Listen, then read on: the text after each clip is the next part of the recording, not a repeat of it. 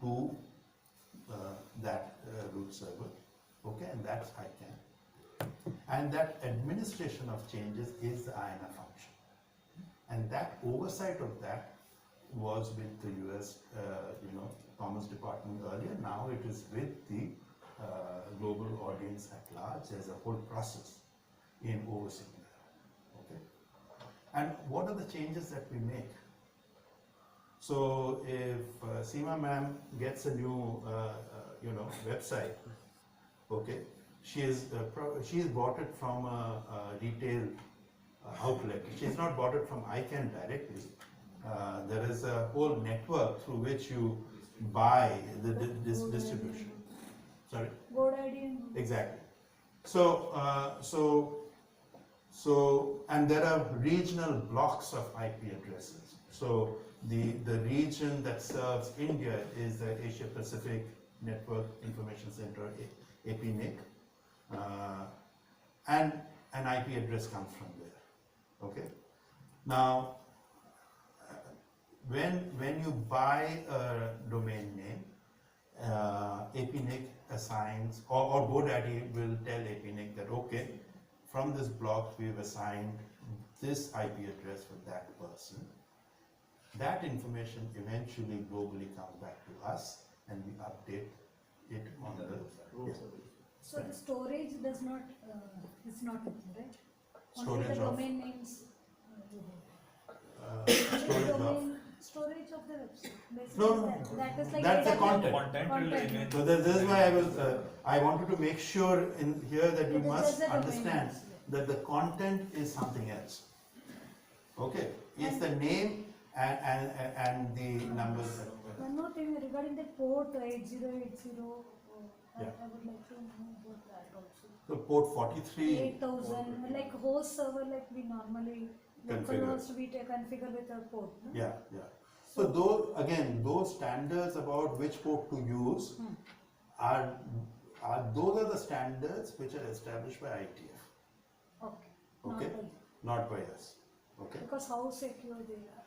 You know, so they have established the standard like port 43 for something, port 8080 for something else. We are only making sure that it is working as per that. Okay. If we know the IP address, Yes, will the request still go to root server? I'm getting there now. Fantastic. So just the way there are many recursive servers. Okay. As I said, I moved to Haryana. My car moved into Haryana. I got a message saying that now you're in Haryana. Vodafone Haryana will serve you. So if I now go and look for a game that is happening, maybe India, Australia later today, and if I'm still on this campus, it will search from a recursive server from here. Okay.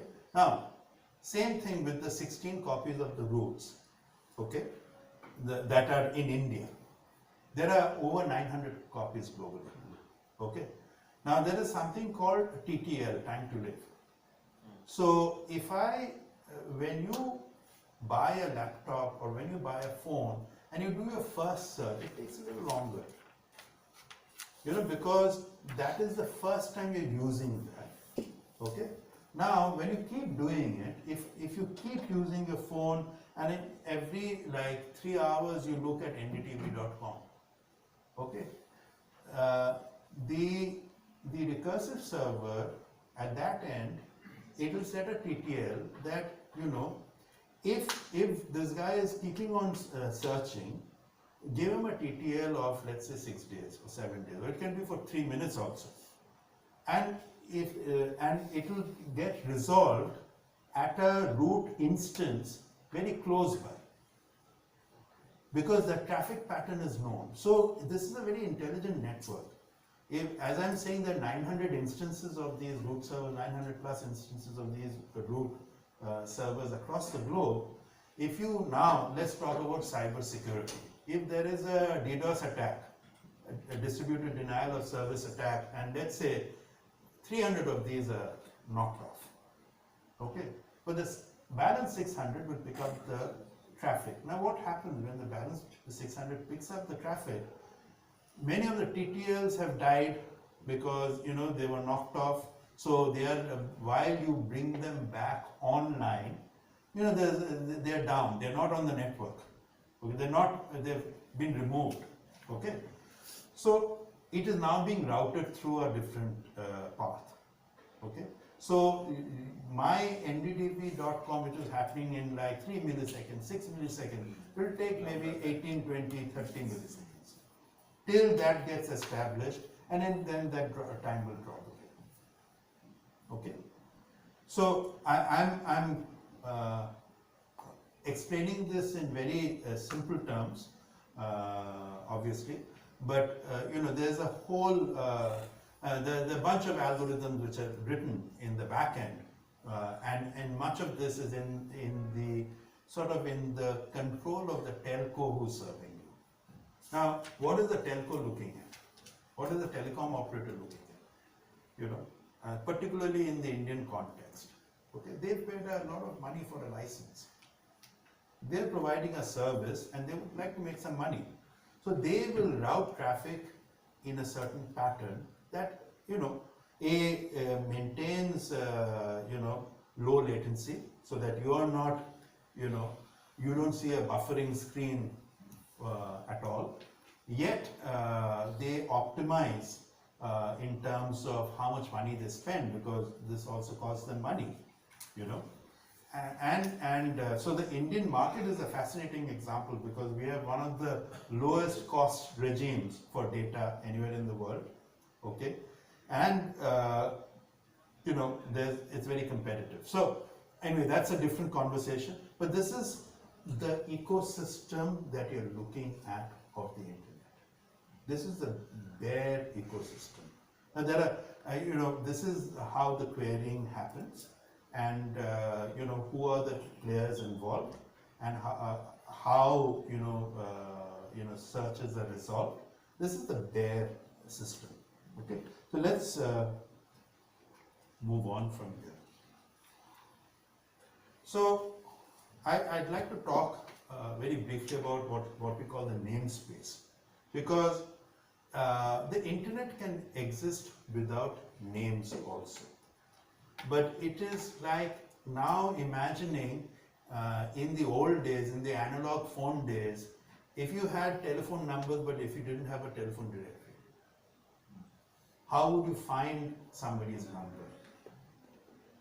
Aapko yaad hoga, you know, we would sit and say, oh, you know, I'm looking for Samiran Gupta. There are 5 Samiran Guptas. You know, okay, he lives in Chittaranjan Park, New Delhi. Okay, then let's try this number. That's how we did it manually. This is what the internet does for you, okay, in a digitized sense. So the namespace is organized as an inverted tree, okay. On top of the namespace is the dot, which is in the extreme right of an address. So example.com, that dot, okay, that dot is actually, right of that dot is the root zone. Right of the dot is the root zone. Okay. So you have .com, you can have .coffee. That code in the extreme top left side over here is basically you know, ASCII, Unicode converted to ASCII. When you have a .bharat. .bharat does not, in Devanagari script, does not exist originally in ASCII. It exists in Unicode, but it is converted down to ASCII so that it can be read. So you see .bharat, but in the back, this is what is written. Okay? And then the second level is example.com. Okay?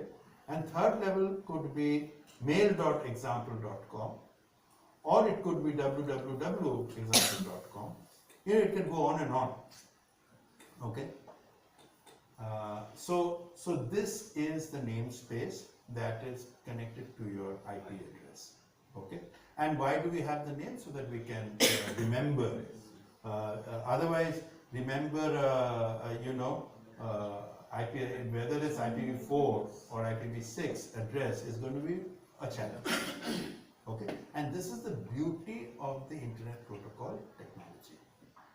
it has made it simple for normal users to use the internet. And this is the power of the system.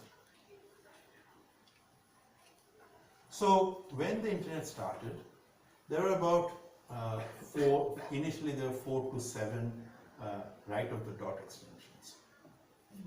Now I'm talking about the hard